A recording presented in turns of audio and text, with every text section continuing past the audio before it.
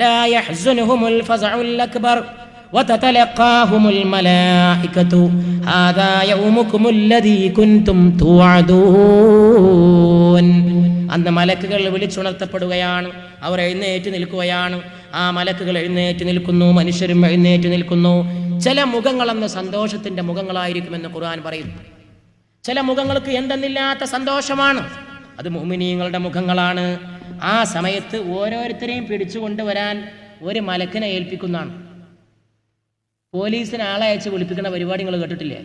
എന്തെങ്കിലും ഒരു സംഭവം ഉണ്ടായാൽ വലിയ പോലീസ് ഉദ്യോഗസ്ഥൻ ഒരു പോലീസുകാരനെ പറഞ്ഞാൽ ഇന്ന സ്ഥലത്ത് ഇന്നാലുണ്ട്, ഓനൊന്ന് പിടിച്ചുകൊണ്ടിരുന്ന പറയും.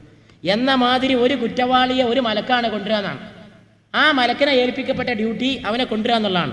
അള്ളാഹുവിൻ്റെ മുമ്പിൽ എത്തിയിട്ട് മലക്ക് പറയുന്നതായിട്ട് ഖുർആൻ പറയാണ്, വഖാല ഖരീനുഹു ഹാദാ മാ ലദയ്യ അതീദ്.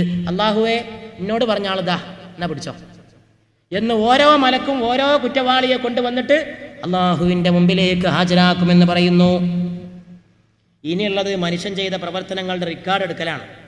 ഏട് കൊണ്ടുവരൽ, വലത്തെ കൈ കൊടുക്കലും ഇടതുഭാഗത്തൂടെ കൊടുക്കലുമൊക്കെ എൻ്റെ സഹോദരന്മാർ നിരവധി തവണ മനസ്സിലാക്കി വെച്ചിട്ടുണ്ടാവും. നമ്മളതിൽ വിശ്വസിക്കുന്നവരാണ്. ഭൂമിയിലെ ജീവിതകാലത്ത് ഇതൊക്കെ റെക്കോർഡാവുന്നാണല്ലോ പറയണത്. അതിനെക്കുറിച്ച് ശാസ്ത്രത്തിന് എന്തെങ്കിലും പറയാനുണ്ടോ എന്ന് സാന്ദർഭികമായിട്ട് ആലോചിച്ച് നോക്കുന്നത് നല്ലതാണ്. ഞാൻ ഈ സംസാരത്തിൻ്റെ തുടക്കത്തിൽ പറഞ്ഞിരുന്നു, ഇവിടെ ഈ പ്രസംഗം തന്നെ 2 രൂപത്തിൽ ഇപ്പോൾ റെക്കോർഡാക്കപ്പെട്ടുകൊണ്ടിരിക്കുകയാണ്. ഒന്ന് വെറും ഓഡിയോ റെക്കോർഡിങ്, ആളെ കാണാതെ കേൾക്കാൻ കഴിയുന്ന റെക്കോർഡിങ്, അതിവിടെ വലത്ത് ഭാഗത്ത് നടന്നുകൊണ്ടിരിക്കുകയാണ്. വേറെ ഒന്ന് വീഡിയോ റെക്കോർഡിങ്, അത് ആളെ കാണാനും കേൾക്കാനും കഴിയുന്ന റെക്കോർഡിങ് ഇടത് ഭാഗത്ത് നടന്നുകൊണ്ടിരിക്കുകയാണ്. റെക്കോർഡിങ് ഭൂമിയിൽ നടക്കും എന്ന് ഖുർആൻ പറഞ്ഞത് മോഡേൺ സയൻസ് തെളിയിച്ച 2 വഴിയാണ് ഇപ്പോൾ നിങ്ങൾ ഈ കണ്ടുകൊണ്ടിരിക്കുന്നത്, അനുഭവിച്ചുകൊണ്ടിരിക്കുന്നത്. മുമ്പ് കാലത്ത് ശബ്ദം മാത്രം കേൾക്കാനേ കഴിഞ്ഞിരുന്നുള്ളെങ്കിൽ ശബ്ദം മാത്രമല്ല, ഇനിയുള്ള കാലം ആളെ കണ്ടുകൊണ്ട് ശബ്ദം കേൾക്കാൻ കഴിയുന്ന അവസരത്തിലെത്തിയിരിക്കുന്നു. ഇനി അവിടുന്ന് മുന്നോട്ട് പോകാൻ സയൻസ്.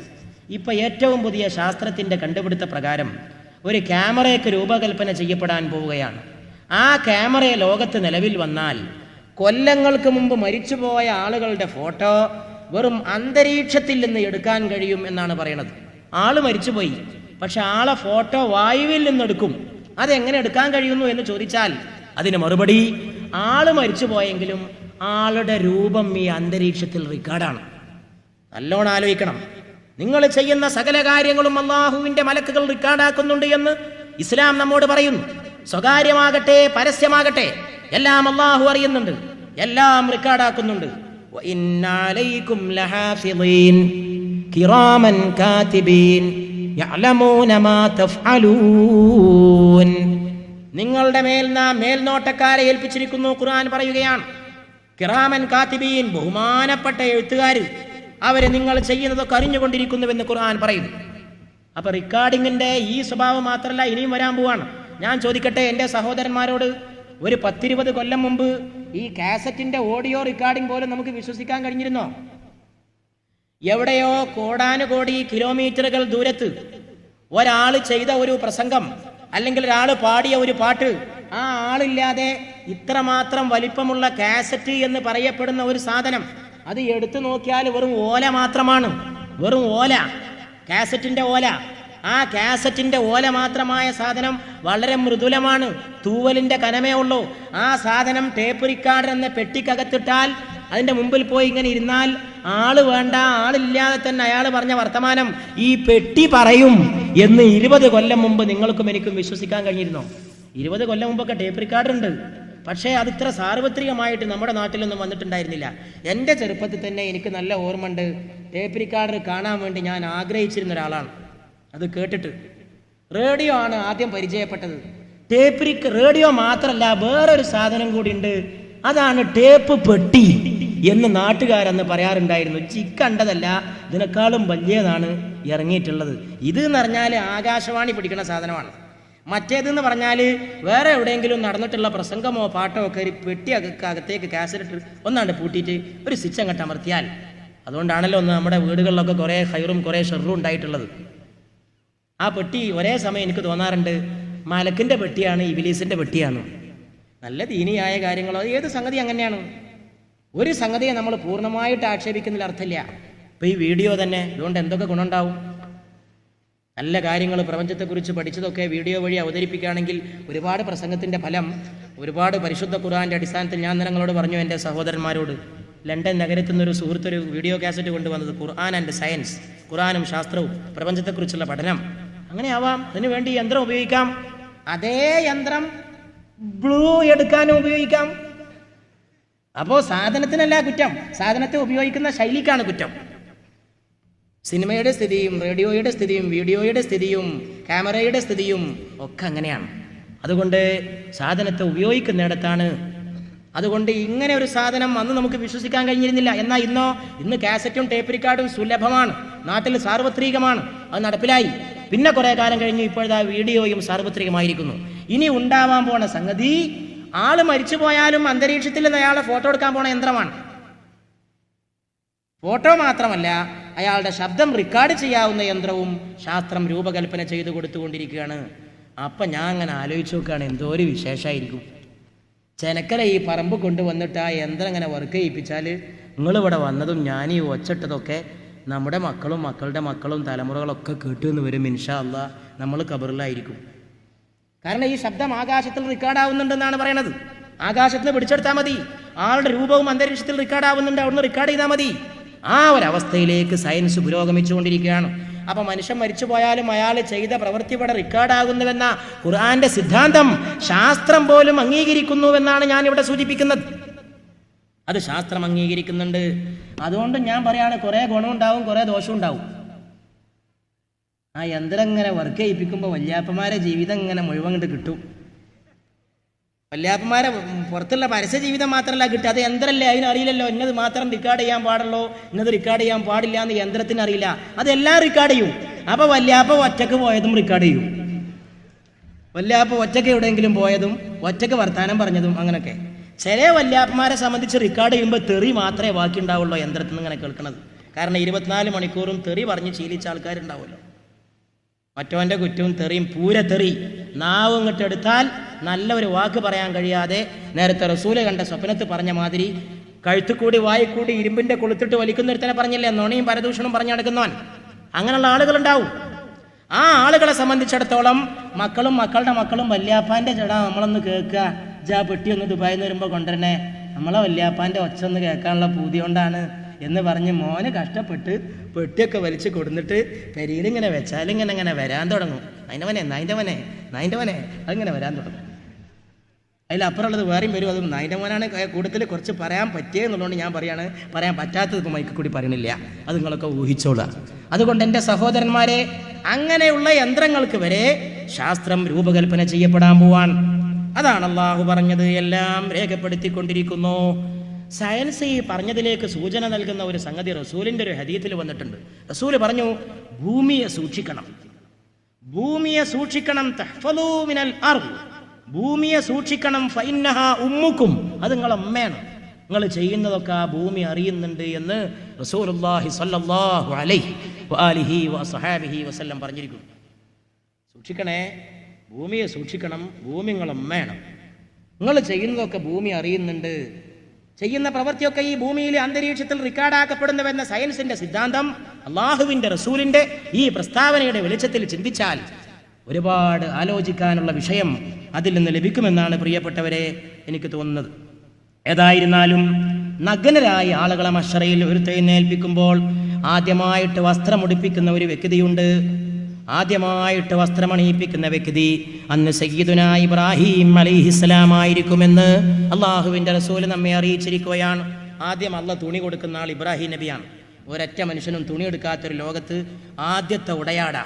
സ്വന്തം മകനെ അള്ളാഹുവിൻ്റെ മുമ്പാകെ അറുക്കപ്പെടാൻ വേണ്ടി കിടത്തി സ്വന്തം കയ്യിൽ കത്തിയെടുത്ത് അള്ളാഹുവിനേക്കാൾ വലിയൊരു മകനില്ലടാ എന്നുള്ള വിചാരത്തോടു കൂടി സ്വന്തം മകന്റെ കഴുത്തിൽ കത്തിവെച്ച് ഖലീലുല്ലാഹ്, അള്ളാഹുവിന്റെ കൂട്ടുകാരൻ എന്ന ബഹുമതി നേടിയ സയ്യിദുനാ ഇബ്രാഹിം അലൈഹിസ്സലാം നാളെ ആദ്യമായി മഹ്ശറ മൈതാനിയിൽ ഉടയാട ലഭിച്ച് തന്റെ നാണം മറക്കുമെന്ന് ആ ഇബ്രാഹിമി പരമ്പരയിൽ ജനിച്ച അന്ത്യപ്രവാചകൻ മുഹമ്മദ് മുസ്തഫ സല്ലല്ലാഹു അലൈഹി വആലിഹി വസഹാബിഹി വസല്ലം നമ്മെ ഉണർത്തിയിരിക്കുകയാണ്.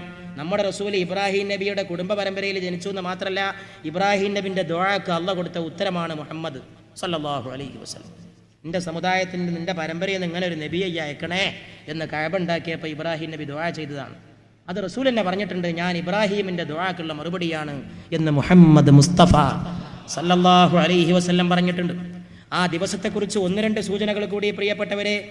അന്ന് ഹൃദയങ്ങൾ തൊണ്ടയിലേക്ക് വരുമത്രേ. എങ്ങനെയാണ് ആ പണി നമുക്കറിയില്ല. ഹാർട്ട് തൊണ്ടയിൽ. അങ്ങനെയാണ് മഹ്ശറയുടെ ഒരു സ്വഭാവം എന്ന് റസൂൽ പറയുന്നു. ചങ്ങലക്കിടപ്പെടും ആളുകൾ എന്ന് പറയുന്നു.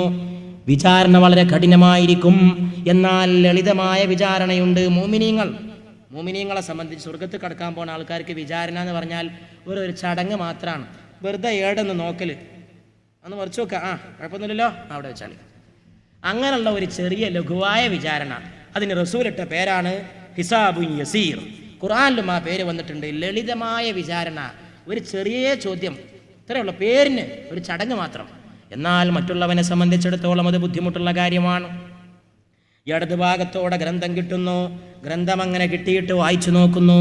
നമ്മൾ പോയത്, ഇരുന്നത്, കണ്ടത്, ചെയ്തത്, അറിഞ്ഞത്, പറഞ്ഞത്, കിടന്നത്, ഉറങ്ങിയത്, ഉണർന്നത്, തിന്നത്, കുടിച്ചത്, സ്വകാര്യം, പരസ്യം, ഉള്ളിൻ്റെ ഉള്ളിലുള്ളത്, പുറത്തുള്ളത്, കുടുംബത്തിൽ ചെയ്തത്, നാട്ടിൽ ചെയ്തത്, കുടുംബത്തോട് ചെയ്തത്, നാട്ടുകാരോട് ചെയ്തത്, അനുയായികളോട് ചെയ്തത്, നേതാവിനോട് ചെയ്തത്, ഭാര്യയോട് ചെയ്തത്, മക്കളോട് ചെയ്തത്, അള്ളാഹുവിനോട് ചെയ്തത്, നമസ്കാര കാര്യത്തിൽ ചെയ്തത്, നോമ്പ് കാര്യത്തിൽ ചെയ്തത്, ഹജ്ജ് കാര്യത്തിൽ ചെയ്തത്, സക്കാത്ത് കാര്യത്തിൽ ചെയ്തത്, രാഷ്ട്രീയത്തിൽ ചെയ്തത്, സാമ്പത്തിക കാര്യത്തിൽ ചെയ്തത്, സാമൂഹിക വിഷയങ്ങളിൽ ചെയ്തത്, വ്യക്തികാര്യത്തിൽ ചെയ്തത്, കുടുംബകാര്യത്തിൽ ചെയ്തത്, എല്ലാം രേഖപ്പെട്ട് കിടക്കുന്ന ഈ കിതാബ് കാണുമ്പോൾ കുറ്റവാളിയായ മനുഷ്യൻ പറയുകയാണ്, മാലിഹാദൽ കിതാബ്, ഇതെന്തോ ഒരു കിതാബാണ്.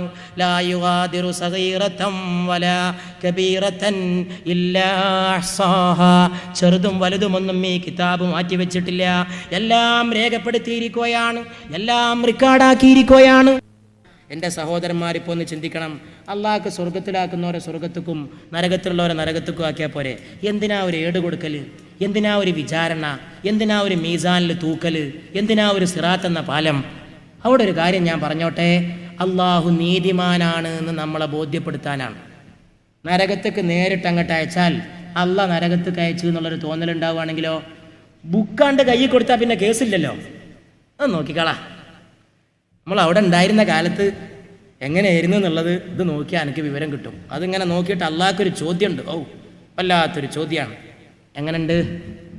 നമ്മൾ വല്ലതും ചെയ്തിട്ടുണ്ടോ? നമ്മൾ വല്ല അനീതി നിങ്ങളോട് ചെയ്തിട്ടുണ്ടോ? തല താഴ്ത്തിക്കൊണ്ട് കുറ്റവാളിയായ മനുഷ്യൻ പറയുകയാണ്, അല്ലാ നീ നീതിമാനാണ്, നീ എന്നോടൊരു തെറ്റും ചെയ്തിട്ടില്ല, എൻ്റെ ഗ്രന്ഥം തന്നെ സാക്ഷി, ഞാൻ ചെയ്തതൊക്കെ തെറ്റാണ്, എൻ്റെ ഗ്രന്ഥമിതാ എൻ്റെ മുമ്പിൽ കിടക്കുന്നു. ഇങ്ങനെ ഒന്ന് ബോധ്യപ്പെടുത്താൻ, അള്ളാഹു നീതിമാനാണ്, ആരോടും അനീതി ചെയ്യൂല എന്ന് മറ്റുള്ളവരെ ബോധ്യപ്പെടുത്താനാണ് ഈ വിചാരണ, ഈ മഹ്ശറ, ഈ മീസാൻ, ഈ സിറാത്ത് എന്നൊക്കെ പ്രിയപ്പെട്ടവരെ നമ്മൾ വിശ്വസിക്കണം. അള്ളാഹുവിൻ്റെ നീതിക്കത് ആവശ്യമാണ്. മാതാപിതാക്കളെയും വിചാരണ ചെയ്യും. മക്കളെ പിഴപ്പിക്കുന്നതിന് മാതാപിതാക്കൾ ഉത്തരവാദിയായിട്ടുണ്ടോ? ഭൂമിയിൽ പിഴപ്പിക്കാൻ ഇബ്ലീസിനെ കൊണ്ട് കഴിയും. ആഖിറത്തിൽ ഇബ്ലീസ് പിഴപ്പിക്കൂലല്ലോ പ്രിയപ്പെട്ടവരെ, പിഴപ്പിക്കൂല. എന്നാൽ ആഖിറത്തിൽ പോലും പിഴപ്പിക്കുന്ന ഒരാളുണ്ട്. അതാരാന്നറിയോ? നിങ്ങളെ മക്കളാണ്. ഇബ്ലീസിന് ആഖിറത്തിൽ പിഴപ്പിക്കാൻ അധികാരം ഒന്നും കൊടുത്തിട്ടില്ല, ദുന്യാവിൽ മാത്രമേ ഉള്ളൂ. മക്കൾ ആഖിറത്തിൽ പിഴപ്പിക്കും. അതെങ്ങനെയാണ്? ഏതാനും മാതാപിതാക്കന്മാരെ വിചാരണ ചെയ്തിട്ട് അവരെ സ്വർഗത്തേക്ക് കടക്കാൻ പോവാണ്. അല്ലാഹുവിന്റെ റസൂൽ പറയാണ്, സ്വർഗത്തിലേക്ക് ഇങ്ങനെ കടക്കാൻ പോവാണ് നന്മ ചെയ്തു എന്നുള്ള അടിസ്ഥാനത്തിൽ. പെട്ടെന്ന് അവരുടെ മക്കള് അള്ളാഹുവിനോട് വിളിച്ചു പറയുന്നു, അല്ലാഹ്, ആ രണ്ട് മനുഷ്യന്മാരെ നീ സ്വർഗത്തിലേക്ക് അയക്കാൻ വരട്ടെ, അവർ ഞങ്ങളുടെ വാപ്പയും ഉമ്മയുമാണ്, അവരെ സ്വർഗത്തിലേക്ക് അയക്കാൻ വരട്ടെ റബ്ബേ, വിളിക്ക് ആ രണ്ട് ദുഷ്ടന്മാരെ. സ്വന്തം മാതാപിതാക്കളെ കുറിച്ച് മക്കൾ അള്ളാഹുവിന്റെ കോടതിയിൽ പറയുകയാണ്. പോറ്റി വളർത്തിയ മാതാപിതാക്കളെ കുറിച്ച് ഓർക്കണം നിങ്ങളും ഞാനും. മക്കൾക്ക് തടിച്ച് മിടുക്കോടുകൂടി വളരാൻ ആവശ്യമായ ഭക്ഷണങ്ങളും സൗന്ദര്യത്തോടെ നടക്കാൻ ആവശ്യമായ വസ്ത്രങ്ങളും സകലമാന സുഖ സൗകര്യങ്ങളും ചെയ്തു കൊടുക്കുന്ന കൂട്ടത്തിൽ അള്ളാഹുവിനെ മറക്കാതെ ജീവിക്കാനുള്ള ഒരു വഴി അവർക്ക് ഒരുക്കി കൊടുക്കുന്നതിൽ താല്പര്യം കാണിക്കാത്ത മക്കൾ, സ്വന്തം ഭാര്യയെ, സ്വന്തം പെൺമക്കളെ മോശമായ വസ്ത്രധാരണം ചെയ്യിപ്പിച്ച് അങ്ങാടികളിലൂടെ നടത്തുന്ന ആണുങ്ങൾ, തല മറക്കാതെ, മാറ് മറക്കാതെ, വയറ് മറക്കാതെ, നടീനടന്മാരെ പോലെ, സിനിമയിലെ രംഗങ്ങളെ പോലെ മക്കളെ കയറൂരി വിടുന്ന ഇന്നിങ്ങനെ സ്കൂൾ വിട്ട് പോകുമ്പോഴൊക്കെ ഞാനിങ്ങനെ ആലോചിക്കലുണ്ട്. മലപ്പുറം ജില്ലയിലെ സ്കൂൾ വിട്ട് പോകുമ്പോൾ മുസ്ലിം പെൺകുട്ടികളുടെ 99% തലയിലല്ല തട്ടൻ തോളിലാണ്. ഇവർക്കൊക്കെ തന്തമാരില്ലേ, ഇവരെയൊക്കെ ഉണ്ടാക്കിയ തന്തകളില്ലേ എന്ന് ഓരോ സമയവും ഈ പെൺകൂട്ടങ്ങളെ കാണുമ്പോൾ എനിക്ക് തോന്നാറുണ്ട്. ഒരു ലജ്ജയുമില്ലേ തന്തമാരെ നിങ്ങൾക്ക്? നിങ്ങളുടെ മക്കൾ ഇങ്ങനെ നരകത്തിലേക്കുള്ള ഘോഷയാത്ര പോകുന്നത് കണ്ടിട്ട് യാതൊരു ലജ്ജയും നിങ്ങൾക്കില്ലേ? നിങ്ങളെ മക്കൾ അള്ളാഹുവിനെ മറന്ന് പെരുമാറുന്നു. ജീവിതത്തിൽ അള്ളാഹുവിനെ മറന്ന് പെരുമാറുന്ന ആളുകൾക്ക് നാളെ ഉണ്ടാകാൻ പോകുന്ന അവസ്ഥ പരിശുദ്ധനായ പ്രവാചകൻ നമ്മെ ബോധ്യപ്പെടുത്തുകയാണ്. അള്ളാഹുവിൻ്റെ അനുമതിയോടെ കൂടി ലോകത്ത് ജീവിച്ച ആളുകൾക്കല്ലാതെ, അവനെ പേടിച്ച് ജീവിച്ച ആളുകൾക്കല്ലാതെ രക്ഷയില്ല. സ്വർഗത്തിലേക്ക് കടക്കാൻ പോണ മാതാപിതാക്കളെ കുറിച്ച് മക്കൾ പറയുന്നു, അവരെ കടക്കണ്ട, അവിടെ നിർത്തണം റബ്ബേ, അവരെ ഞങ്ങൾക്കൊന്ന് കാണണം. 2 ചോദ്യം ചോദിച്ചിട്ട് മതി ഈ തന്തയെ, ഈ തള്ളയെ സ്വർഗത്തിലേക്ക് കടത്താനെന്ന് സ്വർഗത്തിലേക്ക് കടക്കാൻ പോകുന്ന സ്വന്തം മാതാപിതാക്കളുടെ മുമ്പിൽ വെച്ച് മക്കൾ പറയുകയാണ്. അള്ളാഹു ചോദിക്കുന്നു അവരോട്, എന്താണ് നിങ്ങളുടെ ആവലാതി? നീതിമാനായ റബ്ബിന്റെ ചോദ്യം. മക്കൾ മറുപടി പറയുന്നു, ഞങ്ങളെ നീ നരകത്തിലാക്കി തമ്പുരാനെ. ശരിയാണ്, ഞങ്ങളുടെ പ്രവർത്തനം കൊണ്ടാണ് ഞങ്ങൾ നരകത്ത് പോയത്. പക്ഷേ ഞങ്ങൾ നരകത്ത് പോകാൻ കാരണം ഈ തന്തയാണ്, ഈ തള്ളയാണ്. ഇവർ ഞങ്ങൾക്ക് ദീന് പഠിപ്പിച്ചിട്ടില്ല. ഇവർ ഞങ്ങൾക്ക് തിന്നാൻ തന്നു, കുടിക്കാൻ തന്നു, ഉടുക്കാൻ തന്നു. പടച്ചവനെ പേടിക്കാൻ പറഞ്ഞില്ല, നമസ്കാരം പഠിപ്പിച്ചില്ല, നോമ്പ് പഠിപ്പിച്ചില്ല, ഇസ്ലാം പഠിപ്പിച്ചില്ല. സ്കൂളിൽ വിദ്യാഭ്യാസത്തിന് വേണ്ടി പറഞ്ഞയച്ചത് ഏതോ ഇംഗ്ലീഷുകാരൻ്റെ സ്കൂളിലാണ്. ചെന്നപ്പോൾ തന്നെ ഞങ്ങൾ പഠിച്ചത് ഇംഗ്ലീഷാണ്. അള്ളാനെ പഠിച്ചില്ല, ഇസ്ലാം പഠിച്ചില്ല, റസൂലാരെന്നറിഞ്ഞില്ല, പരലോകമുണ്ടെന്നറിഞ്ഞില്ല. എന്തൊക്കെയോ കുറെ ജോലി കിട്ടാൻ വേണ്ടി, ഇയാൾക്ക് ശമ്പളം കിട്ടാൻ, ഇയാൾക്ക് ഞങ്ങളെ കൊണ്ട് ജോലി കിട്ടിയിട്ട് ഈ തന്തക്കും തള്ളക്കും ഞങ്ങളെ കൊണ്ട് സമ്പാദിക്കാൻ കുറെ വിദ്യാഭ്യാസം ഞങ്ങൾക്ക് തന്നു. പക്ഷേ ഞങ്ങൾക്ക് യഥാർത്ഥമായി അറിയേണ്ട കാര്യങ്ങൾ ഈ തന്തയും തള്ളയും, ഈ സ്ത്രീയും ഈ പുരുഷനും ഞങ്ങളെ പഠിപ്പിച്ചില്ല. അതുകൊണ്ട് ഞങ്ങൾ നരകത്തിൽ പോകാൻ ഉത്തരവാദി ഈ 2 വ്യക്തികളാണ്. അവരെ നരകത്തിലേക്കിട്, അവരുടെ മേൽ ചവിട്ടിയിട്ട് ഞങ്ങൾ ഈ നരകത്തിൽ നിൽക്കട്ടെ നാഥ എന്ന് സ്വന്തം മക്കൾ മാതാപിതാക്കൾക്കെതിരെ വിധി പറയുമെന്ന് അല്ലാഹുവിന്റെ റസൂൽ നമ്മോട് പറയുന്നു. ഞങ്ങൾ നരകത്തിൽ നിൽക്കാൻ കാല് പൊള്ളുകയാണ്. തന്തയെ താഴെ കടത്ത്, പിന്നെ തള്ളയെ കടത്ത്, ആ 2ന്റെയും മീതെ ഞങ്ങൾ കാല് വെച്ചിട്ട് ഞങ്ങളെ നരകത്തിലേക്ക് അയക്കാൻ കാരണമായ ഈ ദുഷ്ടനെ, ഈ ദുഷ്ടയെ നീ നരകത്തിലേക്ക് താഴ്ത്ത് എന്ന് അല്ലാഹു പറയുന്നു. അല്ലാഹു അത് കേട്ടപാടെ അതിനെ തിരസ്കരിക്കുന്നില്ല. എല്ലാ മാതാപിതാക്കളും മനസ്സിലാക്കണം, അല്ലാഹു അവന്റെ മലായികത്തിനെ വിളിച്ചുകൊണ്ട് പറയുന്നു, ഈ പെറ്റീഷൻ ഒന്ന് പരിശോധിക്കൂ, ഈ ആവലാതിയിൽ ന്യായമുണ്ടോ എന്ന് പരിശോധിക്കൂ. ഈ കുട്ടികൾ നരകത്ത് പോകാൻ ഉത്തരവാദികൾ ഇവരുടെ മാതാപിതാക്കളാണോ എന്നൊന്ന് വെരിഫൈ ചെയ്യൂ, റെക്കോർഡ് നോക്കൂ. ഉടൻ തന്നെ അല്ലാഹുവിന്റെ റസൂല് പറയുകയാണ്, പരിശോധന നടക്കുകയാണ്. സ്വർഗത്തിലേക്ക് കാലെടുത്ത് വെക്കാൻ പോയ ബാപ്പാന്റെ റെക്കോർഡ് പരിശോധിക്കുന്നു. സ്വർഗത്തിലേക്ക് കാലെടുത്ത് വെക്കാൻ പോയ ഉമ്മയുടെ റെക്കോർഡ് പരിശോധിക്കുന്നു.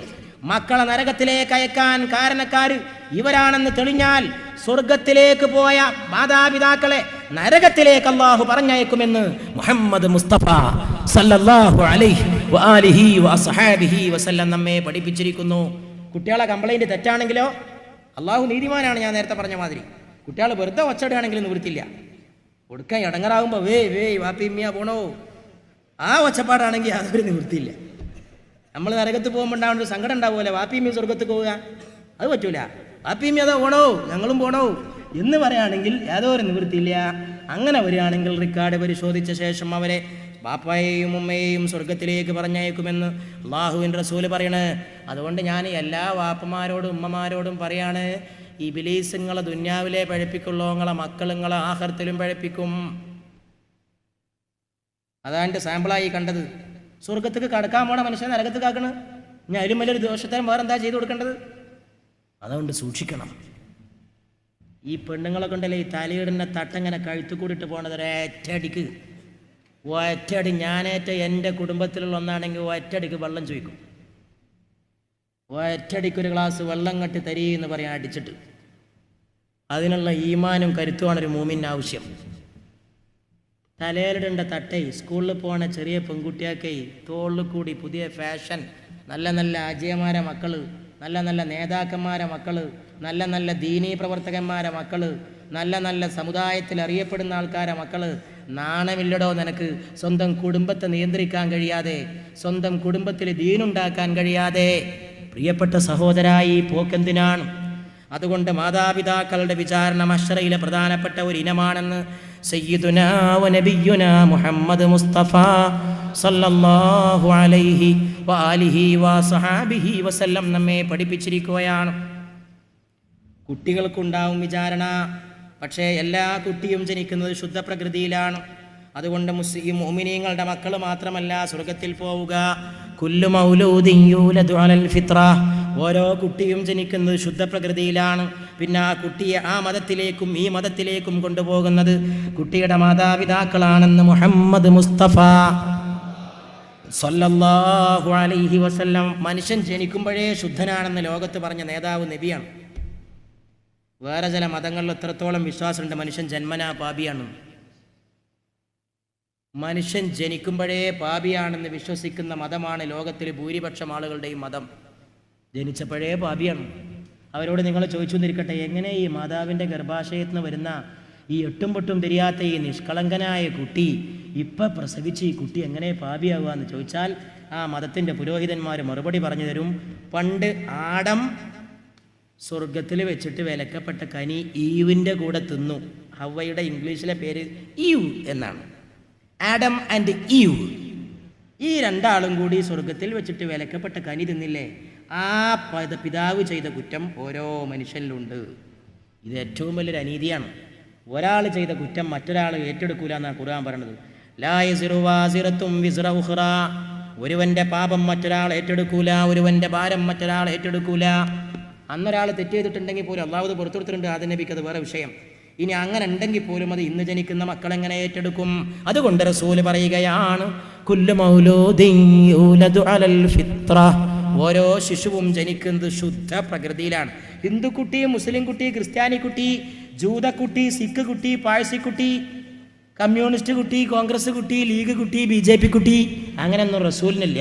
റസൂലിന് മനുഷ്യക്കുട്ടി മാത്രമേ ഉള്ളൂ. അതിനേക്കാളും വലിയൊരു വിശാല വീക്ഷണം ഈ ലോകത്തൊരു നേതാവിന് ഉൾക്കൊള്ളാൻ കഴിയില്ല.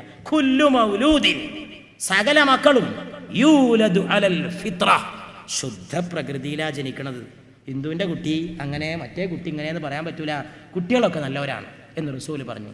റസൂലിൻ്റെ ഈ സിദ്ധാന്തം അനുസരിച്ച് കുഞ്ഞു മക്കളെ ഉപദ്രവിക്കുന്നതിനെതിരെ ഒരു ലോക ഐക്യവേദി സംഘടിപ്പിക്കാൻ കഴിയും. കുട്ടികൾക്കെതിരുള്ള അനീതിൻ്റെ ലോകത്തുനിന്ന് പലയിടത്തും നടക്കുന്നു. ചെറിയ കുട്ടികളെ കൊണ്ട് വലിയ ജോലി, ഭാരമുള്ള ജോലി ചെയ്യിപ്പിക്കുക, ചെറിയ മക്കളെ കൊല്ലുക. വർഗീയ കലാപങ്ങളിൽ എപ്പോഴും ഇന്ത്യയിൽ നടക്കുന്നത് ഏത് മതത്തിൽപ്പെട്ടവരാണെങ്കിലും ചെറിയ മക്കളെ ഇങ്ങനെ പൂവ് പറിച്ചെടുക്കുന്ന മാതിരി കൊല്ലുക. അത് റസൂലിൻ്റെ സിദ്ധാന്തത്തിനെതിരാണ്. ഒരു മതത്തിൽപ്പെട്ട കുട്ടിയെയും വധിച്ചു കളയരുത്. കാരണം കുട്ടികളോട് കരുണ കാണിക്കണം, ഒരു ജീവനെയും ഹനിക്കരുത്. അതുകൊണ്ട് അള്ളാഹുവിൻ്റെ റസൂൽ നമ്മോട് പഠിപ്പിച്ചിരിക്കുന്നു, ഈ മഹ്ശറ മൈതാനിയിൽ കുഞ്ഞുമക്കൾക്ക് പ്രത്യേകമായ ഒരു കൊച്ചു വിചാരണയോടെ അവർ സ്വർഗത്തിലാണ്. എൻ്റെ പ്രിയപ്പെട്ട സഹോദരങ്ങളെ, അങ്ങനെ കുട്ടികൾക്ക് പോലും നീതി ലഭിക്കുന്ന പരിശുദ്ധമായ വിചാരണ അള്ളാഹു അവിടെ നടത്തുന്നു. ഇനി മഹ്ശറയിലെ പ്രധാനപ്പെട്ട ഇനം ശഫാഅത്താണ്. അള്ളാഹുവിൻ്റെ റസൂലിൻ്റെ ഏറ്റവും വലിയ പദവിയാണ്. നാം അതിനു വേണ്ടി അള്ളാഹുവിനോട് ദുആ ചെയ്തുകൊണ്ടിരിക്കുന്നു. വർസുഖ്നാ ശഫാഅത്തഹു യൗമൽ ഖിയാമ ഇന്നക ലാ തുഖ്ലിഫുൽ മീആദ്. അല്ലാഹുവേ, നീ ആ നബിയുടെ ശഫാഅത്ത് ഞങ്ങൾക്ക് നിഷേധിക്കരുതേ, അത് ഞങ്ങൾക്ക് തരേണമേ. നീ വാക്ക് പാലിക്കുന്നവനല്ലയോ തമ്പുരാനെ. അള്ളാഹുവിൻ്റെ റസൂല് ശഫാഅത്തിന് വേണ്ടി എഴുന്നേറ്റ് നിൽക്കുകയാണ്. ഏതാണ് ഈ പ്രവാചകൻ എന്നറിയുമോ സഹോദരങ്ങളെ? ലോകത്തിന് മുഴുവൻ രക്ഷ കൊടുക്കാൻ വന്ന പ്രവാചകനാണ്. മഹ്ശറ മൈതാനിയിൽ ആളുകൾ ഇങ്ങനെ തടിച്ചുകൂടിയിരിക്കുകയാണ്. കോടാനുകോടി മനുഷ്യർ തടിച്ചുകൂടിയിട്ടുള്ള മഹ്ശറ മൈതാനിയിൽ അള്ളാഹുവിൻ്റെ റസൂല് നടന്നു പോവുകയാണ്. അള്ളാഹുവിൻ്റെ റസൂല് നടന്നു പോകുന്ന സമയത്ത് ആളുകൾ ചുറ്റും കൂടുന്നു. നബിയെ, എന്തുകൊണ്ടാണ് വിചാരണ തുടങ്ങാത്തത്? വിചാരണ ഒന്ന് നടത്തണേ, വിചാരണ ഒന്ന് തുടങ്ങാൻ പറയണേ, അള്ളാഹിനോടൊന്ന് വിചാരണയ്ക്ക് വേണ്ടി കേണ് പറയണേ. അതിനു മുമ്പ്, വിചാരണയ്ക്ക് മുമ്പ് കോടാനുകോടി കൊല്ലങ്ങളായിരിക്കും ഒരു പക്ഷേ മഹ്ശറയിൽ നിർത്തിയേക്കുക. മഹ്ശറയിൽ 5 മിനിറ്റൊന്നുമല്ല. സ്വർഗത്തുക്കും നരകത്തുക്കും പോണ വിഷയത്തിനല്ല ഈ ശഫാഅത്ത്, അത് വേറെ ശഫാഅത്തുണ്ട് റസൂലിന്. അതിനു മുമ്പുള്ള ശഫാഅത്ത് പ്രിയപ്പെട്ടവരെ ഈ ശഫാഅത്താണ്. ഏത് ശഫാഅത്ത്? വിചാരണ ഒന്ന് തുടങ്ങിക്കിട്ടാൻ. അങ്ങനെ വിചാരണ തുടങ്ങാൻ വേണ്ടി ആളുകൾ ആദം നബിയെ സമീപിക്കുന്നു. അബുൽ ബഷർ സയ്യിദുനാ ആദം അലൈഹിസ്സലാമിൻ്റെ അടുക്കൽ ചെന്നുകൊണ്ട് പറയുന്നു, മനുഷ്യർ പറയുകയാണ്, അങ്ങ് ഞങ്ങളുടെ ആദിപിതാവാണ്, അങ്ങാണ് ഞങ്ങളുടെ തറവാട്ടിലെ കാരണവര്, അങ്ങയുടെ മക്കളാണ് ഞങ്ങൾ, ഇതാ കഷ്ടപ്പാടിൽ പെട്ടുപോയിരിക്കുകയാണ്. വിചാരണ ഒന്ന് തുടങ്ങാൻ നിങ്ങൾ അള്ളാഹുവിനോട് പോയി ശഫാഅത്ത് ചെയ്യണേ, ശുപാർശ ചെയ്യണേ. ലോക മനുഷ്യ കുടുംബത്തിൻ്റെ മഹാപിതാവായ ആദരണീയനായ സയ്യിദുനാ അബുൽ ബശർ ആദം നബി അലൈഹി വഅലാ നബിയ്യിന സ്വലവാത്തു വത്തസ്ലീമാത്ത്. ആദം നബി പറയുകയാണ്, എനിക്ക് നിവൃത്തിയില്ല മക്കളെ, എന്നോട് ക്ഷമിക്കണം. ഞാൻ സ്വർഗത്തിൽ വെച്ച് അള്ളാഹു വിലക്കിയ കനി തിന്നു പോയ കാരണത്താൽ അവൻ എന്നോട് കോപിച്ചിരിക്കുകയാണ്. ഇന്ന് കോപിച്ച പോലെ അവൻ ഒരിക്കലും എന്നോട് കോപിച്ചിട്ടില്ല. അതുകൊണ്ട് ഞാൻ ആ ശഫാഅത്തിനില്ല. നഫ്സി നഫ്സി നഫ്സിയാ, എൻ്റെ തടി തന്നെ അപകടത്തിലാകുമ്പോൾ നിങ്ങളുടെ കാര്യത്തിൽ ഞാൻ എങ്ങനെ ശഫാഅത്തിന് പോകാനാണ്? നിങ്ങൾ നൂഹ് നബിയെ സമീപിക്കുമോ? നൂഹ് നബി ഒരുപക്ഷേ ശഫാഅത്ത് ചെയ്തേക്കും. ആളുകളെ നൂഹിൻ്റെ അടുക്കലേക്ക് പോവുകയാണ്. സയ്യിദുനാ നൂഹ് നബി അലൈഹി വഅലാ നബിയ്യിന സ്വലവാത്തു വത്തസ്ലീമാത്ത്. നൂഹ് നബി 950 കൊല്ലക്കാലം ഇസ്ലാമിനെ പ്രബോധനം ചെയ്ത ആളാണ്. 950 കൊല്ലം പ്രബോധനം ചെയ്തിട്ടും വിരൽ കൊണ്ടെണ്ണാവുന്ന അനുയായികളെ മാത്രം ലഭിച്ച ആളാണ്. ആ നൂഹ് നബിയുടെ കാലത്താണ് ലോകപ്രളയമുണ്ടായത്. ആ പ്രളയത്തിൽ നഷ്ടപ്പെട്ടു പോയ ആളുകളുടെ സ്ഥിതി വളരെ ഭയാനകമായിരുന്നു. ആ പ്രളയത്തിൽ നൂഹ് നബിയുടെ കപ്പലടിഞ്ഞതിൻ്റെ അവശിഷ്ടം പോലും അടുത്ത ശാസ്ത്രജ്ഞന്മാർ കണ്ടെടുത്തിട്ടുണ്ട്. അത് വേറെ വിഷയം, ഞാൻ അതിലേക്ക് കടക്കണില്ല. നൂഹ് നബിക്ക് ഒരു കപ്പലുണ്ടായിരുന്നു. ആ കപ്പൽ സ്ഥലത്ത് അടിഞ്ഞിട്ട് ആ കപ്പലിൻ്റെ ഭാഗങ്ങളൊക്കെ ഈ അടുത്ത കാലത്ത് ഗവേഷകന്മാർ കണ്ടെടുത്തിട്ടുണ്ട്. ഇതൊന്നും കെട്ടുകഥയല്ല കൂട്ടരെ, ഇതൊക്കെ ലോകത്തുണ്ടായ ചരിത്രമാണ്. നൂഹ് നബി അലൈഹിസ്സലാമിൻ്റെ പ്രളയത്തിൽ കപ്പലിറക്കിക്കൊണ്ട് നൂഹ് നബി പറയുന്നു, ഈ കപ്പലിലേക്ക് വരൂ. സ്വന്തം മകനെ വിളിച്ചുകൊണ്ട്, മോനെ, ഇന്ന് അള്ളാൻ്റെ ഈ പ്രളയത്തിൽ നിനക്ക് രക്ഷയില്ലെന്ന് പറഞ്ഞപ്പോൾ, ബാപ്പാ ഞാൻ വല്ല മലമുകളിലും പോയി രക്ഷപ്പെട്ടു കൊള്ളാമെന്ന് പറഞ്ഞ് പിതാവിൻ്റെ തൗഹീദിലേക്കുള്ള ക്ഷണം പുച്ഛത്തോടുകൂടി നിരസിച്ച് തള്ളിയ ആ മകൻ്റെ ബാപ്പയായ മഹാനായ സയ്യിദുനാ നൂഹ് അലൈഹിസ്സലാം. ബാപ്പയും മോനും തമ്മിലുള്ള ബന്ധമാണ് നമ്മൾ നേരത്തെ പറഞ്ഞത്, അതിനൊരു സാമ്പിൾ അത്. മോനിങ്ങനെ കപ്പലിലേക്ക് വരണില്ല എന്ന് കണ്ടപ്പോൾ ആദ്യം നൂഹ് നബി ഒരൊറ്റ ദുആ എന്നാണ്, പടച്ചോനെ ഓൻ എൻ്റെ മോനാണ്, രക്ഷപ്പെടുത്തണേ, കപ്പലിൽ കയറ്റണേ. ഉടൻ അള്ളാഹിൻ്റെ മറുപടി, നൂഹ് നബി നിങ്ങൾക്ക് തെറ്റുപറ്റി, അവൻ നിങ്ങളുടെ കൂട്ടത്തിൽപ്പെട്ടവനല്ല. ഒരു വാപ്പാനോട് പറയാം മോനെപ്പറ്റി, ഓൻ നിങ്ങളെ കൂട്ടത്തിൽപ്പെട്ട ആളല്ല. അപ്പോൾ അതിനെന്താ പഠിക്കേണ്ടത്? കൂട്ടത്തിൽ പെടണമെങ്കിൽ രക്തബന്ധം പോരാ ഇസ്ലാമിൽ, ആദർശബന്ധം വേണം. ബാപ്പാൻ്റെ മോനായതുകൊണ്ടോ മോൻ്റെ വാപ്പായതുകൊണ്ടോ ഭാര്യയുടെ ഭർത്താവായതുകൊണ്ടോ ആങ്ങളയുടെ പെങ്ങളായതുകൊണ്ടോ കുടുംബബന്ധം ഉണ്ടായതുകൊണ്ടോ രക്തബന്ധം ഉണ്ടായതുകൊണ്ടോ കുടുംബാവില്ല. ദീനുണ്ടോ? വാപ്പിയും മോനും നിസ്കരിക്കുന്നുണ്ടോ? അപ്പോൾ വാപ്പിയും മോനും തമ്മിൽ ബന്ധമായി. വാപ്പ നിസ്കരിക്കുന്നുണ്ട്, മോന് അതിലേറ്റ് ബന്ധമില്ലാത്ത ആളാണെങ്കിലോ വാപ്പ അല്ല നിസ്കാരക്കാരൻ, മോനോ പടച്ചോല്ല എന്ന് പ്രചരിപ്പിക്കണോൻ. ഒരു നിവൃത്തിയില്ല, വാപ്പ വേറെ വർഗം, മകൻ വേറെ വർഗം. അതാണ് അള്ളാഹു നൂഹ് നബിയെ ശാസിച്ചുകൊണ്ട് പറഞ്ഞത്, അവൻ നിങ്ങളുടെ കൂട്ടത്തിൽപ്പെട്ടവനല്ല. അള്ളാഹു കട്ടായമായിട്ട് പറഞ്ഞു. ആ നൂഹ് നബി അലൈഹിസ്സലാമിൻ്റെ അടുക്കൽ ചെന്നുകൊണ്ട് ആളുകൾ പറഞ്ഞു, നൂഹ് നബി ഒന്ന് ശുപാർശ ചെയ്യണം, വിചാരണ തുടങ്ങണം. നൂഹ് നബി അലൈഹിസ്സലാം പറഞ്ഞു, ഞാൻ അള്ളാഹുവിനെ ഭയപ്പെടുകയാണ്, അവൻ എന്നോട് കോപിച്ചിരിക്കുകയാണ്. ഞാൻ ചെയ്തു പോയ തെറ്റുകളുണ്ട്, അതിൻ്റെ പേരിൽ അള്ളാഹു എന്നോട് കോപിച്ചിരിക്കുന്നുവെന്ന് നൂഹ് നബി അലൈഹിസ്സലാം പറയുന്നു. നൂഹ് നബി പറയുന്നു, നിങ്ങൾ ഇബ്രാഹീമിനെ സമീപിക്കുക, അള്ളാഹിൻ്റെ ഖലീലല്ലേ, അള്ളാഹിൻ്റെ കൂട്ടുകാരനല്ലേ, അവിടെ പോയിട്ടൊന്ന് ആക്ഷേപം പറഞ്ഞേക്ക്. ഇബ്രാഹിം നബി അലിഹിസ്ലാമിനെ സമീപിച്ചുകൊണ്ട് മനുഷ്യവർഗം പറയുന്നു, ഇബ്രാഹിം നബിയെ, അങ്ങ് അള്ളാഹുവിൻ്റെ പ്രത്യേക ബഹുമതി നേടിയവരാണ്, അള്ളാഹിൻ്റെ കൂട്ടാളിയാണ്, കൂട്ടുകാരനാണ്, ഒന്ന് സഹായിക്കണം, ഒരു ശുപാർശ. ഈ സൂര്യനെ കണ്ടില്ലേ, ഈ ചൂട് കണ്ടില്ലേ, ഈ വിയർപ്പ് കണ്ടില്ലേ, ഒന്ന് രക്ഷപ്പെടുത്തണേ ഇബ്രാഹിം നബിയെ, ഒന്ന് അള്ളാഹുവിനെ സമീപിക്കണമെന്ന് പറയുമ്പോൾ ഇബ്രാഹിം നബി പറയുന്നു, ഞാൻ 3 കള്ളം പറഞ്ഞു പോയിട്ടുണ്ട്, അതിൻ്റെ പേരിൽ എൻ്റെ റബ്ബെന്നോട് കോപിച്ചിരിക്കുകയാണ്. അതുകൊണ്ട് ആ ശഫാഅത്ത് എന്ന ഉത്തരവാദിത്വം ഏറ്റെടുക്കാൻ എനിക്ക് നിവൃത്തിയില്ല. നിങ്ങൾ മൂസാ നബിയെ സമീപിച്ചു നോക്ക്. മൂസാ നബി അലൈഹിസ്സലാമിൻ്റെ അടുക്കൽ ആളുകൾ ചെന്നുകൊണ്ട് പറയുന്നു, മൂസാ നബിയെ, അള്ളാഹിൻ്റെ കയ്യിൽ നിന്ന് തൗറാത്ത് വാങ്ങിയോരെ, അള്ളാഹുവുമായി നേരിട്ട് സംസാരിക്കാൻ തൂരി സീനാ മല കയറിയോരെ, ഒന്ന് രക്ഷപ്പെടുത്തണം, ഒരു ശഫാഅത്ത്, ഒരു യാചന, ഒന്ന് റബ്ബിനോട് പറയണം, ഒന്ന് വിചാരണ തുടങ്ങാൻ പറയണം. മൂസാ നബി അലൈഹിസ്സലാം പറയുന്നു, എനിക്ക് ആ ഭാരം ഏറ്റെടുക്കാൻ കഴിയില്ല, ഞാനൊരു കുറ്റം ചെയ്തു പോയിട്ടുണ്ട്, ഞാൻ ഒറ്റയടിക്ക് ആളെ കൊന്നവനാണ്, അതുകൊണ്ട് അള്ളാഹു എന്നോട് കോപിച്ചിരിക്കുകയാണ്. മൂസാ നബി ഒറ്റയടിക്കൊരു മനുഷ്യനെ കൊന്നവനാ. ഒരു ദിവസം മൂസാ നബി ഇങ്ങനെ നടന്നു പോകുമ്പോൾ 2 ആൾ തമ്മിൽ തല്ലുകൂടുന്നുണ്ട്. തല്ലുകൂടുന്നത് ഒരാൾ ഫിറഔൻ്റെ ആളും ഒരാൾ മൂസാ നബിയുടെ ആളുമാണ്. അപ്പം മൂസാ നബിയുടെ ആള് മൂസാ നബിനെ കണ്ടപ്പോൾ പറഞ്ഞ്, എൻ്റെ ആൾ വരുന്നുണ്ട്, മൂസാ നബി ഇവൻ എന്നെ ആക്രമിക്കണമെന്ന് പറഞ്ഞു. മൂസാ നബി അലൈഹി ഇസ്ലാമിന് ഇത് കണ്ടപ്പോൾ പെട്ടെന്ന് വികാരം ഉണ്ടായി. തൻ്റെ സ്വന്തം സമൂഹത്തിൽപ്പെട്ട ഒരാളെ ഒരു അന്യൻ എതിർക്കുകയാണ്, അവൻ മർദ്ദിക്കുകയാണ്.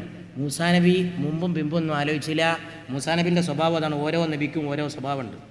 ഈസാ നബി എന്ന് പറഞ്ഞാൽ പൂവ് പോലെയായിരുന്നു. ഏറ്റവും വലിയ ദയ, ഏറ്റവും വലിയ ഒതുക്കം, ഏറ്റവും വലിയ അടക്കം. ഈസാ നബിയുടെ സ്വഭാവം അങ്ങനെയാണ്. മൂസാ നബി നേരെ വിപരീതമായിരുന്നു, കുറച്ചൊരു പരുക്കൻ മട്ടായിരുന്നു. സയ്യിദുനാ കലീമുല്ലാഹി മൂസ അലൈഹിസ്സലാം മുമ്പും പിമ്പും ആലോചിക്കാതെ ഒരൊറ്റടി അങ്ങോട്ട് കൊടുത്തു. ഭാഗ്യത്തിനോ നിർഭാഗ്യത്തിനോ ഈ ചങ്ങാതി അവിടെ കിടന്ന് അപ്പം മരിച്ചുപോയി. ആ സംഭവം അങ്ങനെ അറിയപ്പെടാതെ പോവായിരുന്നു. പിറ്റേന്ന് മൂസാ നബി ആ വഴിക്ക് പോയപ്പോൾ തലേന്ന് തിരക്കുണ്ടാക്കിയ മൂസാ നബിയുടെ ആള് പിറ്റേന്നുകൊണ്ട് തിരക്കുണ്ടാക്കണം വേറൊരാളായിട്ട്. അപ്പോൾ ഇയാൾ പറഞ്ഞു, മൂസാ നബി ഇങ്ങനെ നടന്നു വരുന്നുണ്ടപ്പോൾ, ദാ ഇന്നെ വിട്ട് പോയിക്കോ. ഫിറഔൻ്റെ ആളോട് പറഞ്ഞു, ഇന്നെ വിട്ട് പോയില്ലെങ്കിൽ ഇന്നലെ എൻ്റെ കൂട്ടത്തിൽപ്പെട്ട ഒരാളാണ് എൻ്റെ മൂസ, ആളെ കൊന്നിട്ടുണ്ട്, അന്യം കൊല്ലും എന്ന് പറഞ്ഞു. അപ്പോൾ അത്രയും വലിയ ഊക്കനാണ് വരണതെന്നാണ് മൂപ്പര് തെളിയിച്ചത്. ഇന്നലെ ഒറ്റടിക്ക് നിന്റെ കൂട്ടത്തിൽപ്പെട്ട ഒരുത്തനെ വരുത്തിയ ആളാണ് ആ വരണത്, എൻ്റെ മൂസ. നിനക്കും ആ ഒരു വഴി വരണ്ടെങ്കിൽ ഇപ്പം വിട്ടോന്നറിഞ്ഞു. അപ്പോഴാണ് നാട്ടുകാർ വിവരം അറിഞ്ഞത്. അപ്പം ഇന്നലെ അങ്ങനെ ഒരു സംഭവം ഉണ്ടായിക്കണില്ലേ എന്ന് ചോദിച്ചു. ഇന്നലെ അറിഞ്ഞിട്ടില്ലേ എന്ന് ചോദിച്ചു. നിന്റെ കൂട്ടത്തിൽപ്പെട്ട ഒരാളെ എൻ്റെ മൂസ കൊന്നിട്ടുണ്ട്. മൂസാ നബിക്ക് നാട് വിടേണ്ടി വന്നു ആ പ്രശ്നത്തിൻ്റെ പേരിൽ. മൂസാ നബിനെ കണ്ടുകൊടുത്ത് വെച്ച് പിടിക്കാൻ ഫിറഔൻ്റെ ആൾക്കാർ കൂടി. കൊട്ടാരത്തിൽ അങ്ങ് ചെന്നപ്പോൾ മൂസാ നബി പ്രസംഗിക്കുമ്പോൾ പറയുന്നുണ്ട് ആ കാര്യത്തെപ്പറ്റി. ഫഅൽത, നീ ചെയ്യേണ്ട പണി നീ ചെയ്തില്ലേ എന്ന് ഫിറഔൻ മൂസാ നബിയോട് ചോദിക്കണം. അത് ഈ അടിയാണ് സംഭവം. ഈ അടിച്ചിട്ട് ആളെ കൊന്ന സംഭവമാണ്. ഇതിൽ അള്ളാഹുവിനോട് മൂസാ നബി കേണി യാചിച്ചൊക്കെ ചെയ്തിട്ടുണ്ട്. ഈ സംഭവം മഹ്ശറിൽ പോലും മൂസാ നബിയെ വേദനിപ്പിക്കുന്നു നിങ്ങൾ ഓർക്കണം. മൂസാ നബി മഹാനാണ്, പ്രവാചകന്മാരിൽ പ്രത്യേക വ്യക്തിത്വത്തിന്റെ ഉടമയാണ്. കലീമുല്ലാഹി മൂസാ നബി അലൈഹി വഅലാ നബിയ്യിന സ്വലവാത്തു വത്തസ്ലീമാത്ത്. മൂസാ നബി പറഞ്ഞു, ആ ആളെക്കൊന്ന വിഷയത്തിൽ ഞാൻ ഇപ്പോഴും ബേജാറിലാണ്. അത് പറയുമ്പോൾ ഞാൻ എൻ്റെ സഹോദരന്മാരൊരു കാര്യം ഓർമ്മിപ്പിക്കാം. മൂസാ നബിയുടെ സ്വഭാവം നിങ്ങൾ കണ്ടു, കുറച്ച് പരിക്കൻ. ഈസാ നബിൻ്റെ സ്വഭാവം വളരെ ദയ. ഈ രണ്ടും കൂടി ഒരു നബിയിൽ ഒത്തുചേർന്നിട്ടുണ്ടെങ്കിൽ ആ നബിയുടെ പേരാണ് മുഹമ്മദ് മുസ്തഫ സല്ലല്ലാഹു അലൈഹി വസല്ലം. തൻ്റെ മേലേക്കൊരു യഹൂദ പെണ്ണ് ഡെയിലി എല്ലാ ദിവസവും തുപ്പിയിട്ട് ആ പെണ്ണിനെ അങ്ങോട്ടൊന്നും ചെയ്യാതെ ആ തുപ്പൽ തുടച്ചു കളഞ്ഞ ദയാലുവായ മുഹമ്മദ് മുസ്തഫ സല്ലല്ലാഹു അലൈഹി വസല്ലം. അവിടെ നബി ഈസാ നബിൻ്റെ സ്വഭാവക്കാരനാണ്. എന്നാൽ ബദറിൻ്റെ യുദ്ധക്കളത്തിൽ വാഹനപ്പുറത്ത് കയറിയിരുന്നു കൊണ്ട് വാള് വീശുന്ന നബി, അനബ്നു അബ്ദുൽ മുത്തലിബ് അന നബിയ്യുൻ ലാ കദിബ്. എടാ, ഞാൻ അബ്ദുൽ മുത്തലിബിന്റെ മോനാണ്ടാ, ഞാൻ നബിയാണ്, കള്ളമല്ല, എന്നോട് പടവെട്ടാൻ ധൈര്യമുള്ളവൻ ഇങ്ങ് ഇറങ്ങ് എന്ന് വെല്ലുവിളിക്കുന്ന മുഹമ്മദ് മുസ്തഫ സല്ലല്ലാഹു അലൈഹി വസല്ലം. അത് മൂസാ നബിയുടെ സ്വഭാവമാണ്. ഈ രണ്ട് സ്വഭാവം കൂടി അള്ളാഹു അന്ത്യപ്രവാചകനിൽ കൂട്ടി യോജിപ്പിച്ചു. ദയക്ക് ഏറ്റവും വലിയ ദയ, എന്നാൽ എതിർക്കേണ്ട സമയത്ത് ഏറ്റവും വലിയ എതിർപ്പ്. അതായിരുന്നു നമ്മുടെ കരളിൻ്റെ കഷ്ണമായ റസൂലിൻ്റെ ഏറ്റവും വലിയ പ്രത്യേക സ്വഭാവം. മൂസാ നബി പറഞ്ഞു, ഞാൻ ആ അടിയുടെ കാരണത്താൽ കോപിച്ചിരിക്കുകയാണ്. ഈസാ നബി അലൈഹി ഇസ്ലാമിൻ്റെ അടുക്കലേക്ക് നിങ്ങൾ പോയി നോക്കൂ. ഈസാ നബിയെ സമീപിച്ചുകൊണ്ട് പറഞ്ഞു, നിങ്ങളൊന്ന് യാചിക്കുമോ അള്ളാഹുവിനോട്? ഈസാ നബി കാരണമൊന്നും പറഞ്ഞില്ല, എന്തുകൊണ്ടാണ് അള്ളാഹുവിനോട് കോപിച്ചതെന്ന്. പക്ഷെ കോപമുണ്ട് എന്ന് പറഞ്ഞു. അള്ളാഹു എന്നോടും കോപത്തിലാണ്, എനിക്ക് നിവൃത്തിയില്ല.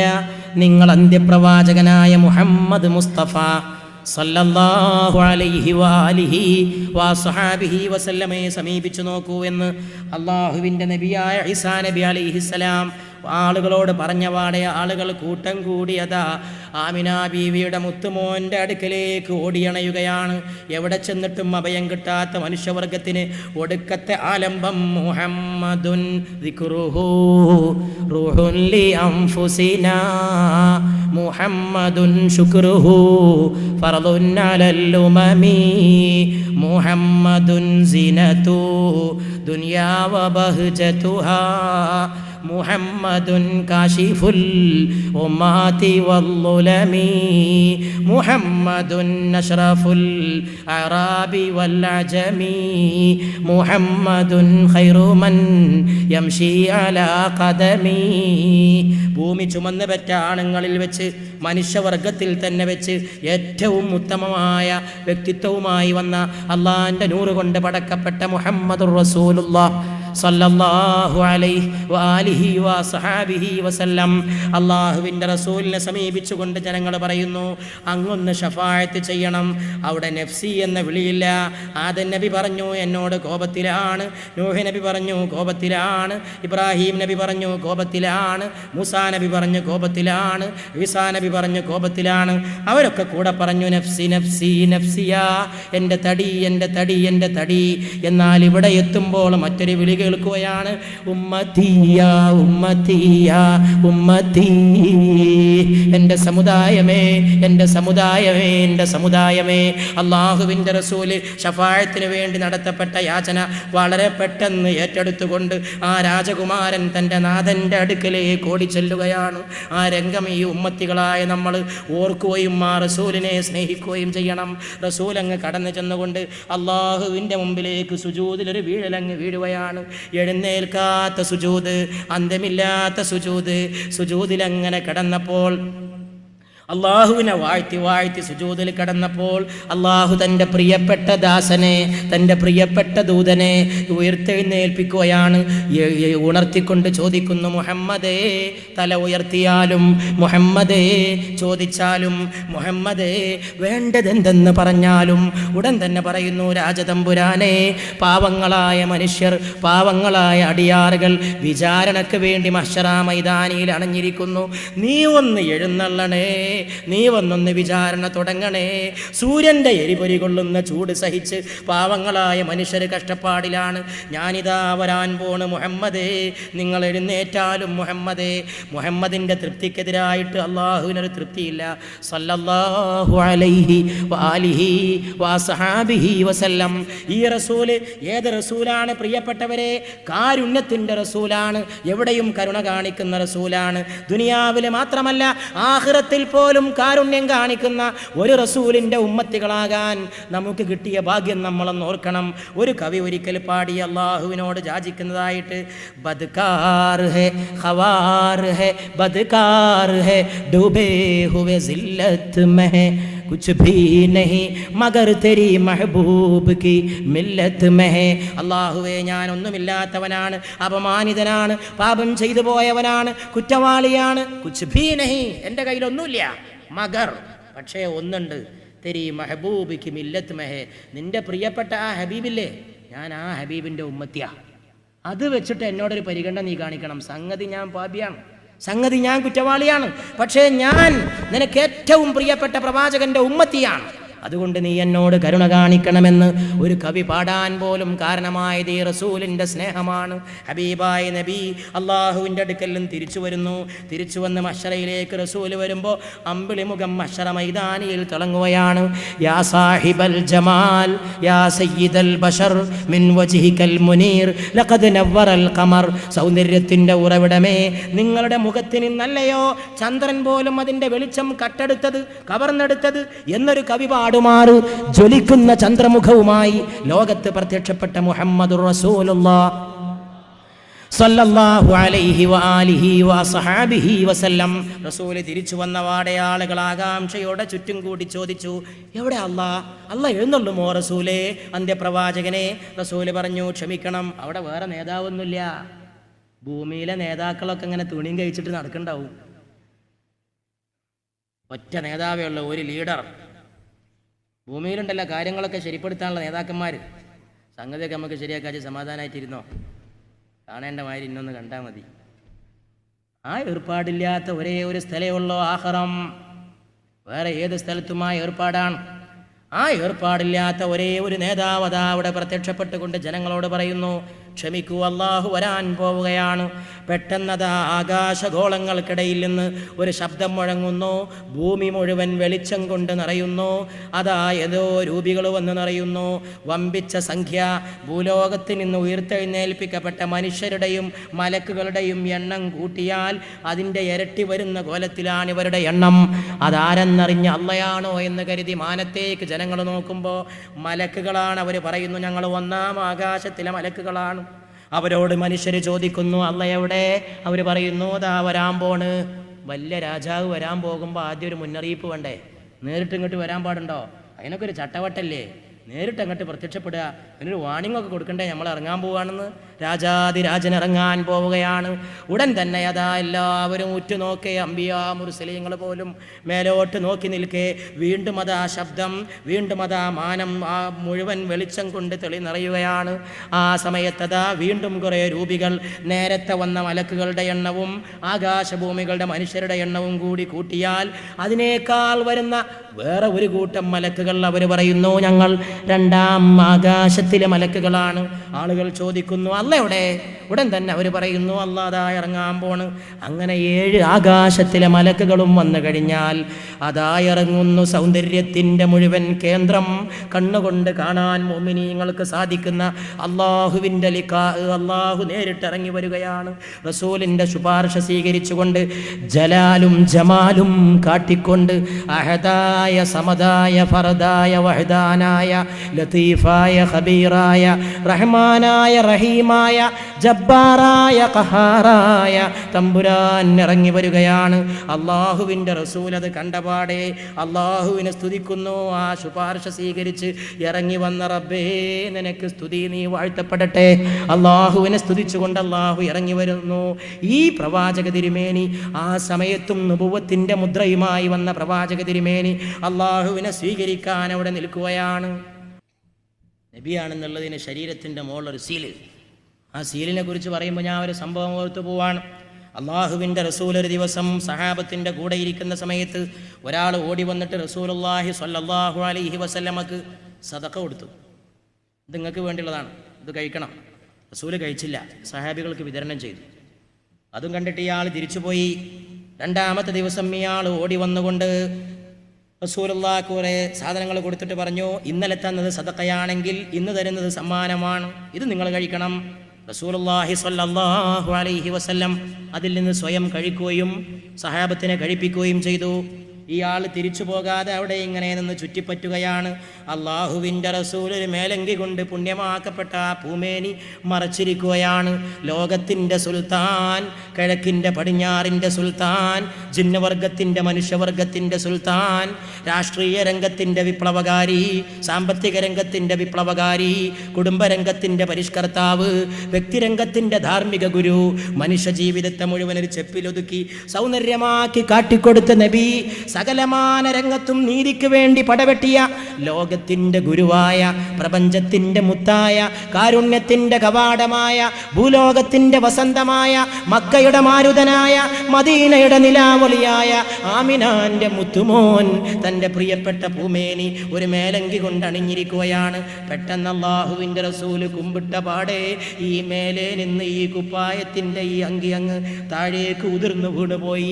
ആ സീല് പുറത്തേക്ക് കാണുകയാണ്.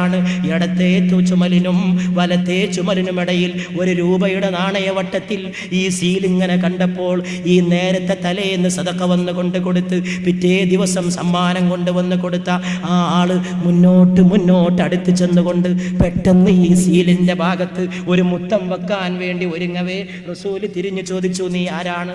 നീ എന്തിന് വന്നതാണ്?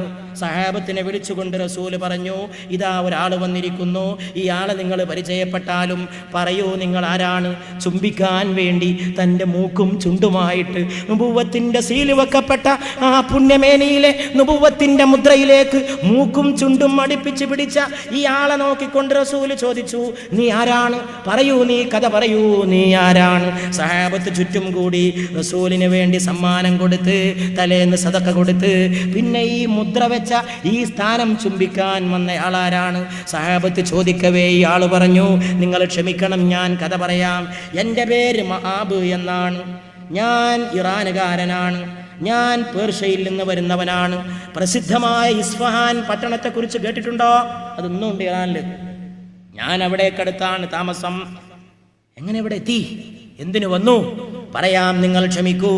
ഞാൻ അഗ്നി ആരാധകനായിരുന്നു, ഞാൻ മജൂസി മതത്തിൽപ്പെട്ടവനായിരുന്നു. എൻ്റെ ബാപ്പ നല്ല അഗ്നി ആരാധകനായിരുന്നു. ദിവസവും അഗ്നികുണ്ഡത്തെ പൂജിക്കും. ചെറുപ്പത്തിലേ എന്നെ അത് പഠിപ്പിച്ചു. അഗ്നിയെ പൂജിക്കേണ്ട മന്ത്രങ്ങൾ പഠിപ്പിച്ചു, അഗ്നിയുടെ മുമ്പിൽ കാണിക്കേണ്ട വന്ദനം പഠിപ്പിച്ചു. ഞാൻ എൻ്റെ പിതാവിൻ്റെ കൂടെ ഇരുന്നു കൊണ്ട് അഗ്നിപൂജ ദിവസേന പരിശീലിക്കുമായിരുന്നു. അങ്ങനെ അഗ്നിപൂജയുമായി മുന്നോട്ട് പോകും. പിതാവ് നല്ലൊരു കൃഷിക്കാരനായിരുന്നു, ഒരുപാട് കൃഷിഭൂമി സ്വന്തമായിട്ടുണ്ട്. ഞാനും കൃഷിയിൽ സഹായിക്കും. ഒരു ദിവസം പിതാവ് കൃഷിസ്ഥലത്തേക്ക് പോയപ്പോൾ എൻ്റെ പിതാവിന് എന്നോട് വലിയ ഇഷ്ടമായിരുന്നു. പെമ്മക്കളെ വീട്ടിനകത്ത് ഒതുക്കി വളർത്തുന്ന പോലെ എന്നെ ഒതുക്കിയാണ് വളർത്തിയത്. പുറത്തേക്ക് പോകാൻ പോലും അനുവദിച്ചിരുന്നില്ല. ഒരു ദിവസം ഞാൻ പുറത്തേക്കൊന്ന് പോയി. പിതാവില്ലാത്ത സമയത്ത് ഞാനിങ്ങനെ നടന്നു പോകുമ്പോൾ ഒരു മതത്തിൻ്റെ ആരാധനാലയം കണ്ടു. ഞാൻ അത്ഭുതപ്പെട്ടു. എൻ്റെ മതത്തിൽ നിന്ന് വ്യത്യസ്തമായ ഒരു ആരാധനാലയം. നോക്കുമ്പോൾ അത് ക്രിസ്ത്യാനികളുടെ ആരാധനാ സ്ഥലമാണ്. അവിടെ കുറേ ആളുകൾ മുട്ടുകുത്തിയിട്ട് കുമ്പിട്ടുകൊണ്ടും പ്രാർത്ഥിക്കുന്നുണ്ട്. എനിക്ക് വലിയ സന്തോഷം തോന്നി. അഗ്നിയെ പൂജിച്ച ഞാൻ കാണുകയാണ് ഒരു പുതിയ ശൈലിയിലുള്ള ആരാധന. ഞാൻ അവിടെ ചെന്നുകൊണ്ട് അവരോട് ചോദിച്ചു, നിങ്ങളേത് മതക്കാരാണ്? നിങ്ങളേത് മതത്തിൽപ്പെട്ടവരാണ്? നിങ്ങൾ എന്നെ സ്വീകരിക്കുമോ? അവരുടെ മതത്തെക്കുറിച്ച് എനിക്ക് പറഞ്ഞു തന്നു. അവരുടെ മതത്തിനെക്കുറിച്ച് എന്നെ ആകർഷിക്കുകയും ചെയ്തു. അങ്ങനെ ഞാൻ എൻ്റെ പിതാവിൻ്റെ അടുക്കലേക്ക് തിരിച്ചുപോയി. പിതാവിനോട് ഞാൻ പറഞ്ഞു, പിതാവേ, ഞാൻ ഇന്നലെ ഒരു പുതിയ ആരാധനാലയം കണ്ടു. ഇവിടത്തെ നമ്മൾ ചെയ്യുന്ന മാതിരി അവർ തീ ആരാധിക്കുന്നവരല്ല, കുമ്പിട്ട് ആരാധിക്കുന്നവരാണ്. ഞാൻ അവരെ കണ്ടുമുട്ടി. ഞാൻ അവരോട് ചോദിച്ചു, അവരുടെ മതത്തെക്കുറിച്ച് ചോദിച്ചു. ദേഷ്യം പിടിച്ചുകൊണ്ട് പിതാവ് പറഞ്ഞു, എടാ, നമ്മുടെ മതമായ അഗ്നിപൂജയെ വിട്ടുകൊണ്ട് വേറെ ഒരു മതത്തിലേക്കാണോ നിന്റെ നോക്കം? അതേ, ഞാൻ ആ മതത്തെ ഇഷ്ടപ്പെടുന്നു. ചുരുക്കത്തിൽ പറയാം, പിതാവിന് കോപമായി. പിതാവിനെ വീട്ടിൽ നിന്ന് പുറത്താക്കി. ഞാനാകട്ടെ യാത്ര പുറപ്പെട്ടു. ഞാൻ ആ മതസ്ഥരായ ആളുകളെ കണ്ടുമുട്ടി. അവരുടെ കൂട്ടത്തിൽ ഒരു വലിയ പാതിരി ഉണ്ടായിരുന്നു, വലിയ പണ്ഡിതൻ. ആ പണ്ഡിതൻ്റെ അടുക്കൽ ചെന്ന് ഞാൻ പറഞ്ഞു, നിങ്ങൾ എന്നെ സ്വീകരിക്കണം നിങ്ങളുടെ മതത്തിലേക്ക്. അവരെന്നെ സ്വീകരിച്ചു. ഞാൻ ആ മതത്തിൻ്റെ ആളായി. ഞാൻ ക്രിസ്ത്യാനികളുടെ കൂടെ ഒരംഗമായിട്ട് അങ്ങനെ ജീവിക്കാൻ തുടങ്ങി. അങ്ങനെ ഇരിക്കെ ഈ പണ്ഡിതൻ്റെ ജീവിതം എന്നെ വല്ലാതെ വിഷമിപ്പിച്ചു. അയാൾ പുറത്ത് പണ്ഡിതനായിട്ട് നടിക്കുകയായിരുന്നു. അയാൾ വലിയ സ്വാർത്ഥിയായിരുന്നു. ഒരുപാട് സ്വർണങ്ങളും വെള്ളികളും വലിയ വിലപിടിപ്പുള്ള വസ്തുക്കളും വീട്ടിനകത്ത് ഒളിപ്പിച്ചു വെച്ച് ആളുകളെ പറ്റിക്കുന്ന ഒന്നാന്തരം ഒരു വഞ്ചകനായിരുന്നു അയാൾ.